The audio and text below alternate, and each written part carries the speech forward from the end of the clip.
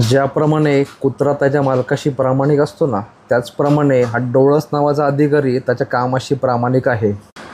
कामावर निघालेला या अधिकाऱ्याला एक गाडी दिसती आणि त्याला वाटतं की ती गाडी माझीच आहे म्हणून.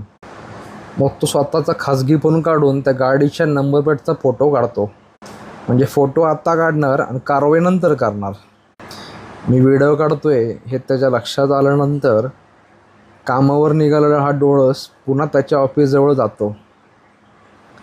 ऑफिसजवळ जाऊन तो त्याच्या एका कनिष्ठ अधिकाऱ्याला, ज्याचं नाव ढाकणे, त्याला सांगतो की बाहेर ये आणि या गाडीवर पावती कर म्हणून. कारण या अधिकाऱ्याने खाजगी फोन वापरून नागरिकांच्या गाड्यांचे फोटो व्हिडिओ काढून दंड करता येत नाही असं वरूनच आदेश असल्यामुळं त्यांनी ढाकणे नावाच्या अधिकाऱ्याला मशीन घेऊन बोलवलं. मी डोळस याचा व्हिडिओ करतोय त्याच्यामुळं तो मला आरेतुरेची भाषा वापरत होता आणि तेच कारण आहे मी आत्ता त्याला आरेतुरेची भाषा वापरतोय. कारण यांना जेवढं सन्मान दिलं ना तेवढंच ही लोक माजतात. आता तो मशीनचा वापर करून पावती करतोय याचा अर्थ असाच आहे की स्वतःचा खाजगी फोन वापरून यांना पावत्या करता येत नाही व ह्याची चूक पकडली गेलेली आणि त्यावर पडदा घालण्यासाठी यांनी ढाकणे नावाच्या अधिकाऱ्याला मशीन घेऊन बोलवलं आहे.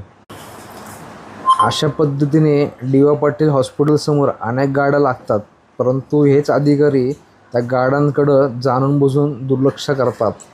याचं कारण आहे की तिथून यांना जे आर्थिक उत्पन्न सुरू आहे ते मोठ्या प्रमाणात आहे. हा व्हिडिओ काढणारा जो ट्रॅफिक वॉर्डन आहे धनराज कुंभार, हा अनेक वर्षांपासून वाहतूक विभागात ठाण मांडून आहे. या ट्रॅफिक वॉर्डनसुद्धा गाड्यांचे व्हिडिओ काढण्याचे कोणतेही अधिकार नाहीत. डोळस याच्या सांगण्यावरून ट्रॅफिक वॉर्डन हा गाडींचे व्हिडिओ काढतोय.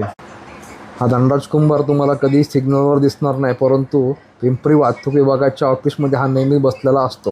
त्याचं कारण असं आहे की सर्व आर्थिक खाजगी बाबी हा धनराज कुंभारच बघतो. तर याची चौकशी केली ना तर साखळी किती मोठी आहे हे जनतेसमोर नक्कीच येईल.